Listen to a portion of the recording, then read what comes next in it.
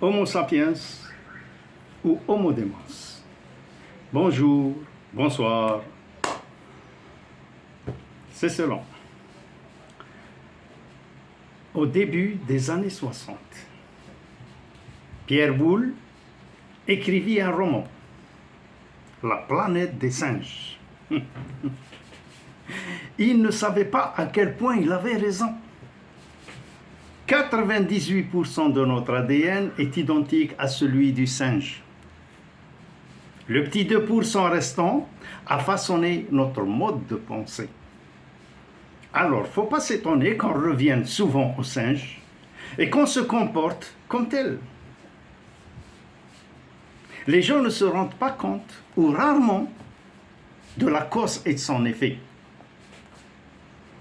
Kama tudin tudan, wa kama tu'in tu'an, wa kama tarham turham, wa kama tazra tahsad. Cette dernière est parfois fausse, parfois. Mais généralement, tazra al-lift, tahsad al-lift. Rarement le ballot. C'est pas plus compliqué. Si toutes nos bombes étaient des graines, le monde mangerait à sa faim au lieu de courir à sa faim. On se demande souvent si on veut une vie pleine de bonheur ou pleine de bon sens. Le problème, c'est qu'on ne peut pas avoir les deux. Leurs trajectoires sont divergentes. On ne peut rien gagner sans perdre quelque chose. Même le paradis exige la mort. Dostoïevski avait dit « Peut-être vaut mieux souffrir et connaître la vérité que d'être heureux dans le mensonge. »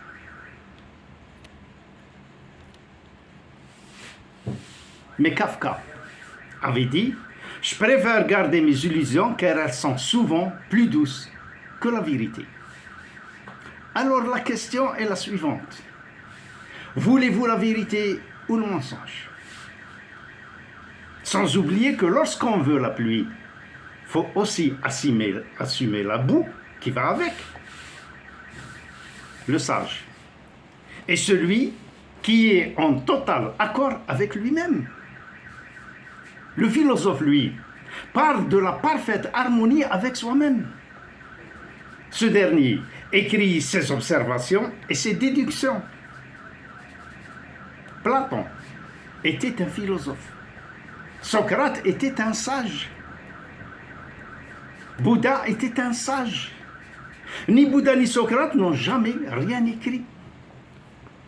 Ni Jésus d'ailleurs, qui était aussi un sage. Et sûrement pas un philosophe. Aristote et Platon, on parle de cette sagesse, mais ne l'ont pas été. Diogène était aussi un sage, à moitié fou, et n'a jamais rien écrit. Et pourtant, considéré comme le fondateur de l'école cynique de la philosophie. Espérer, c'est désirer sans jouir, sans savoir et sans pouvoir. Tout est négatif dans ce concept. La boîte de Pandore, quand elle s'est vidée, il ne restait au fond que l'espérance. Et c'est là où la sagesse et la philosophie se rejoignent, dans l'espoir. Être philosophe dans la sagesse ou être sage dans la philosophie. Le bon sens dans le bonheur. Et là, ça ne marche pas ensemble. Et dans l'histoire, il n'y a aucun précédent. Alors je vous dirais qu'il n'est pas vrai que les années produisent des sages. Elles ne produisent au fait que des vieillards. Descendant des cimes et rasant les pâquerettes. Vous savez, l'univers dans son ensemble est composé de protons de neutrons, d'électrons, et en majorité de couillons. Excusez le terme, je n'ai pas trouvé meilleur qualificatif. Comme disait cet Égyptien du Caire, la ville du Caire, c'est des restaurants, des écoles et des mosquées. Et les gens du Caire ne sont ni rassasiés, ni instruits, ni croyants en Dieu. Alors, pourquoi toute la connerie de cette farandole qui n'a aucun sens? Piètre résultat. Comme disait Paul Meurice, jusqu'à présent, j'ai fait ce qu'il fallait que je fisse. Maintenant, je ferai ce qu'il faut que je fasse. Regardez le monde comme il est versatile. Il change parfois de tout en tout. Souvent, ce qui était interdit depuis des générations peut devenir au fil du temps non seulement permis, mais parfois imposé. Il y a juste un siècle, tout le monde avait un cheval et seuls les plus riches avaient une auto. Aujourd'hui, tout le monde a une voiture et seuls les plus riches ont des chevaux. Les apparences sont souvent trompeuses. Prenons par exemple la culture française. C'est ce qu'on connaît le mieux après la nôtre. Les auteurs qui ont fait notre éducation, ancienne génération bien sûr, sont souvent contradictoires dans leurs pensées. Et souvent, nous, les lecteurs, on perd pied. Prenez Montaigne. Montaigne et Saint-Simon. Montaigne est un maître à penser, alors que Saint-Simon est plus méchant dans ses œuvres, moins philosophe et pas du tout sceptique. Moi, je préfère Dostoïevski à Tolstoï. Les souvenirs de la Maison des Morts, par exemple, restent une œuvre, selon moi, inégalée par Tolstoï. En tous les cas, je n'ai rien trouvé de comparable chez Tolstoï. Shakespeare, par exemple. J'ai plus d'admiration que d'amour pour ses œuvres. J'ai toujours senti, en le lisant, être très loin de ses écrits. Bien sûr, j'ai admiré Hamlet et Macbeth, Richard III aussi. Voltaire disait de lui que c'était un barbare et un sauvage. Contrairement à Molière, qui lui écrivait surtout aux pauvres et aux classes défavorisées. Shakespeare écrivait surtout pour l'aristocratie, mis à part peut-être les joyeuses commères de Windsor. C'est l'histoire d'un malheureux héros qui commet l'erreur d'écrire 2 lettres identiques à 2 dames qu'il voulait séduire. Une pièce cocasse et peut-être destinée aux classes moyennes, très moyennes. L'auteur de la culture française le plus étudié dans les universités n'était même pas bachelier. Émile Zola n'a jamais eu son bac. Recalé une première fois à l'écrit, une deuxième fois à l'oral parce qu'il bégayait, il abandonna les études et se consacra à l'écriture des romans. La pointure de son esprit et la largeur de son imagination ont fait de lui un écrivain qui n'écrivait pas en vain. André Malraux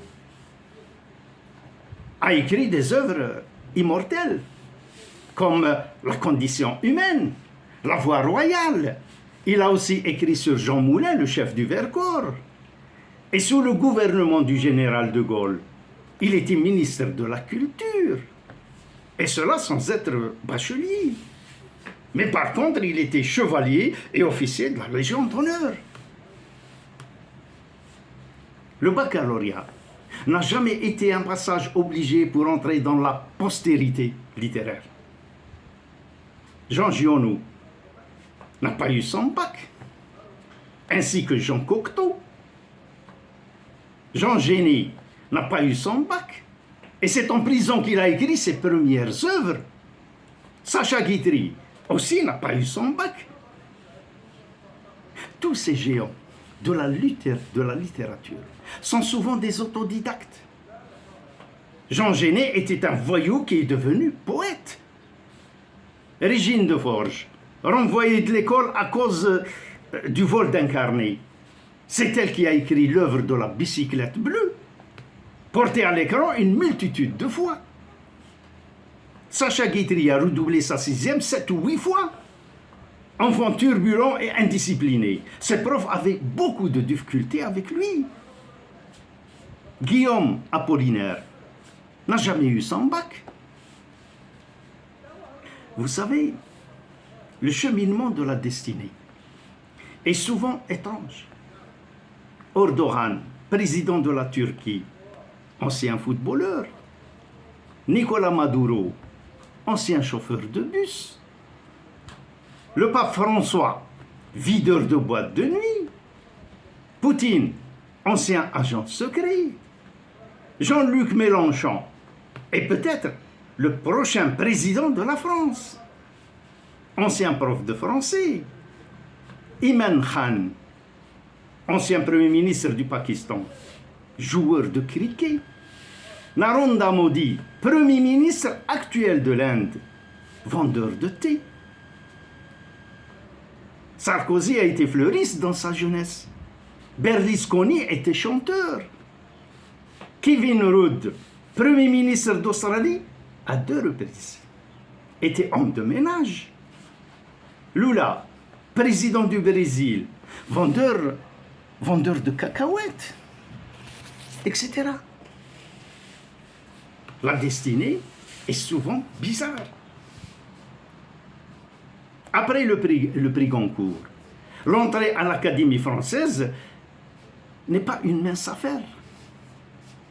Cette institution créée par Richelieu au XVIIe siècle, ses membres sont en nombre de 40, pas plus, depuis toujours. Et on les appelle les immortels. Émile Zola, 25 fois candidat et 25 fois rejeté. Honoré de Balzac, plusieurs fois rejeté. Et sa dernière fois, il n'a obtenu que 2 voix sur 39. Charles Baudelaire, candidat en 1861, rejeté. Diderot, le créateur de l'Encyclopédia Universalis. Et Jean-Jacques Rousseau n'ont jamais été reçus. Stendhal, Flaubert, Maupassant, Proust et Verlaine, leur candidature n'a jamais été acceptée. Ils n'étaient pas dignes de cette prestigieuse institution. C'est dingue. Henri Troa était un talentueux écrivain. Moi, je le préférais à Max Gallo, qui était membre de l'Académie française. Je lisais les œuvres de Troya avec ferveur. Il a eu le prix Goncourt pour son roman, je crois, L'araignée. Presque tous ses romans étaient portés à l'écran. Vous avez Grandeur nature, écrit dans les années 30, Tant que la terre durera, Le sac et la cendre, et j'en passe. Tous ces noms illustres de la culture française n'ont pas été jugés dignes de figurer parmi les 40 immortels. Sauf dernièrement, Bohème Sansal, qui est maintenant, au cours de cette année 2026, un éminent académicien comme Victor Hugo. Et mieux que Zola, Flaubert, Diderot, Jean-Jacques Rousseau et tous les autres. Est-ce que Sansal est un géant méconnu ou c'est l'Académie qui a rapetissé? Depuis quand cette prestigieuse institution s'est pervertie? Je crois que c'est depuis l'avènement de Macron, qui transforme la culture française en un outil politique pour détruire la France. Le monde aujourd'hui est un monde pourri, qui ne respecte rien. Toutes les valeurs que l'humanité a réalisées après des siècles de tâtonnement est en train de sombrer et de se dissoudre après que les voyous comme Trump, Sarkozy, Orban ou Macron ont accédé au pouvoir suprême. En 1965, un journaliste demande à Michel Simon: vous avez peur du monde qui vient? Et il lui répond: ça va être tragique. 60 ans après, qu'est-ce qu'on pourrait dire, nous? Qu'est-ce qu'il y a à dire maintenant?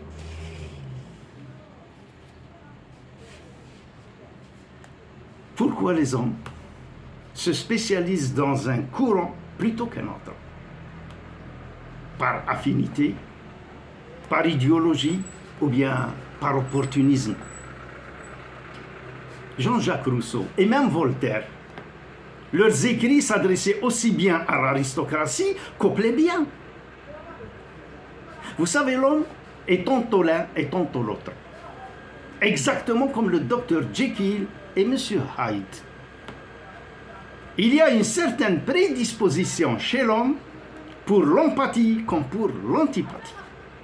Cela dépend du caractère de l'individu. Il y a le bon et le mauvais.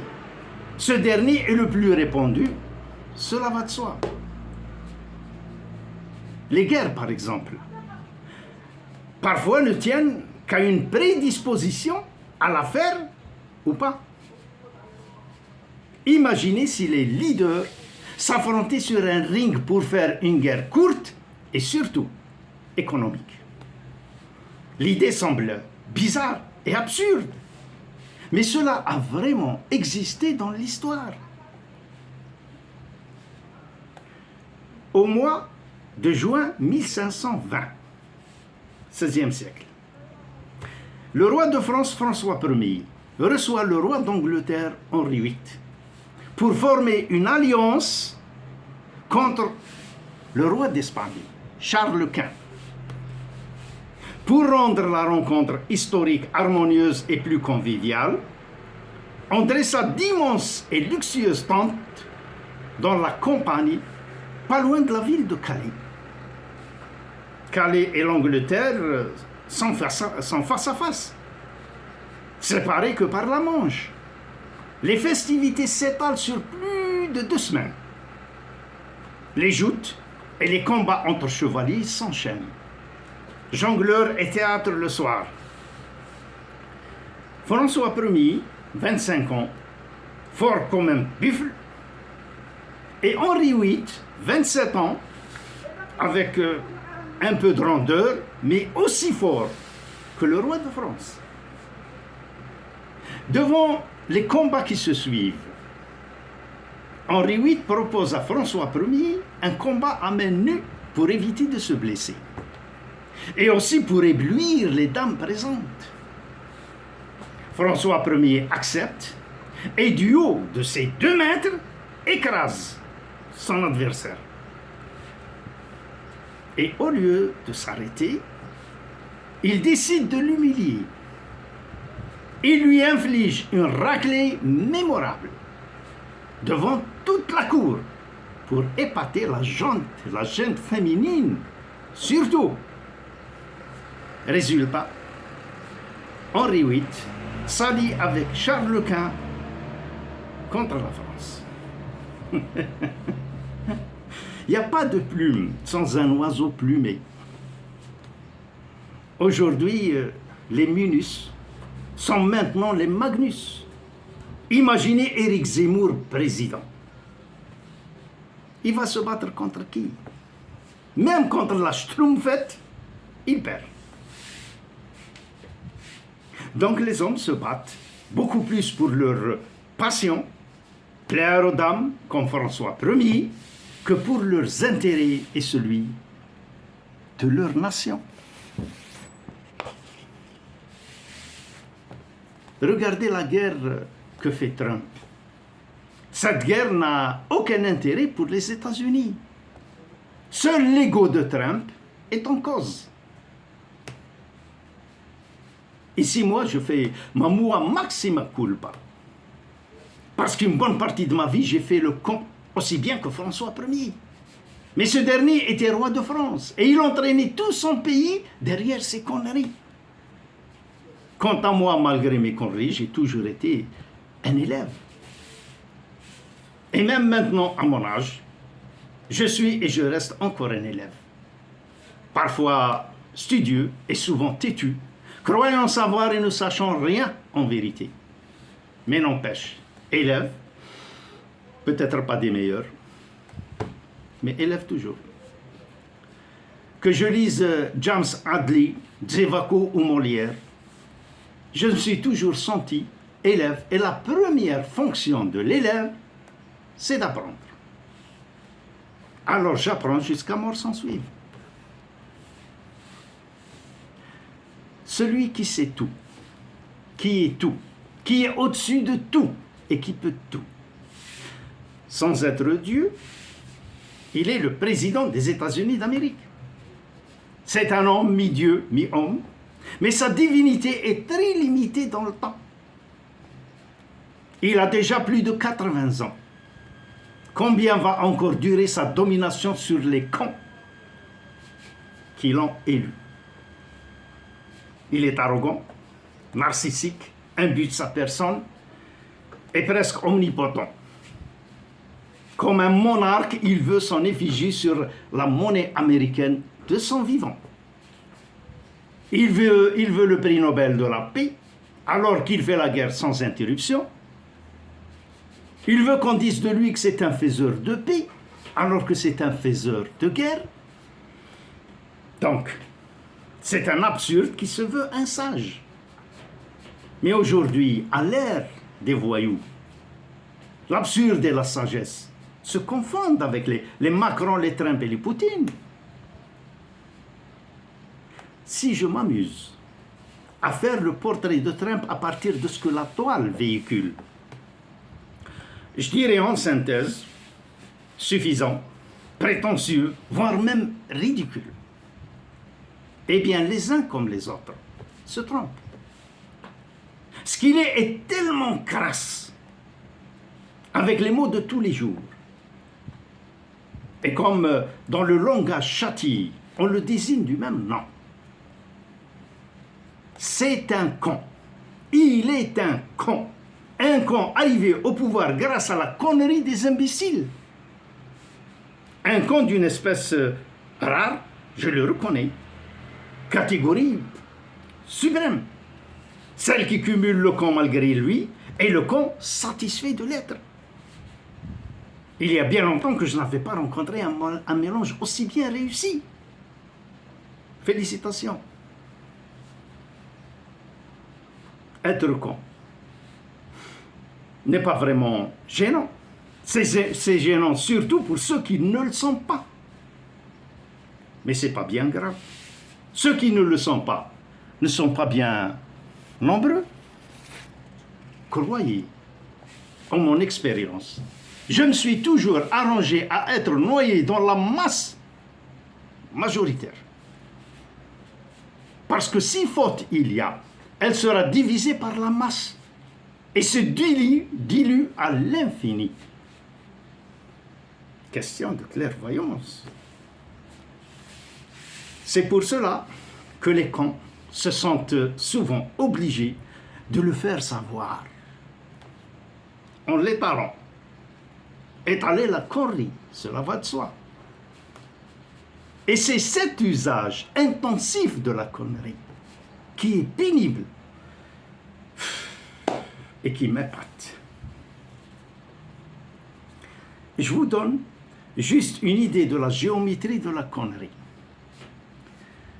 Pendant la campagne présidentielle des États-Unis en 1956, une partisane encouragea Stevenson, candidat démocrate, en lui disant « Vous avez le vote de toutes les personnes qui pensent et qui réfléchissent. »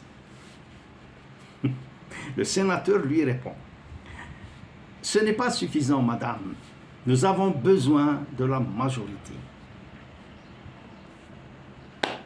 Comme disait Martin Luther King, nous devons apprendre à vivre tous ensemble comme des frères. Sinon, nous allons mourir tous ensemble comme des imbéciles. Cette citation, tu vas la dire à qui? لمن تحكي زبورك يا داود؟ لمن? Les gens qui réfléchissent, ou ceux qui font les camps, parce qu'ils sont des camps, les premiers sont sceptiques et les autres sont léthargiques. La finalité de tout ça, c'est qu'on rejoint Edgar Morin, qui a conçu le concept de l'homo démens, lié à l'homo sapiens, l'homme fou à l'homme sage. Ciao.